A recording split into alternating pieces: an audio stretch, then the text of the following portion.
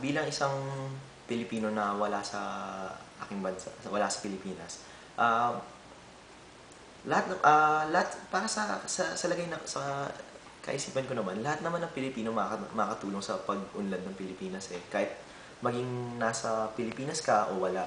Kasi sa totoo lang naman, ang isa sa mga pinakamalaking kailangan i-overtake ng mga Pilipino is ang isip ng mga ibang lahi na mas mababa tayo sa kanila.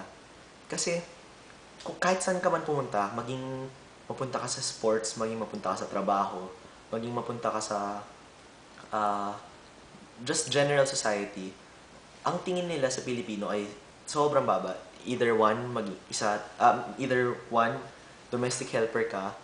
Two, isa kang naghahanap lang ng pera. Or three, just generally wala kang magandang ugali. So, lahat ng Pilipino, ang isang way na makaka-contribute tayo for our country is by excelling in what we do. Kumbaga, kung saan man tayo linagay ng Diyos, kung saan man tayo linagay, doon tayo dapat parang iarangkada na natin yun, parang itodo na natin. Kumbaga, bigyan natin sila ng rason para mag-isip na, ang Pilipino pala, hindi lang talaga pangit.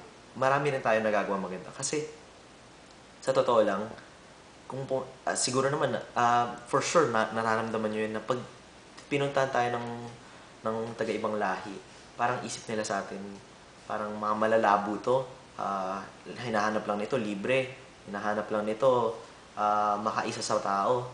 So parang kung makakita sila ng bagong Pinoy, konti-konti nag-iiba yung pananaw nila tungkol sa atin.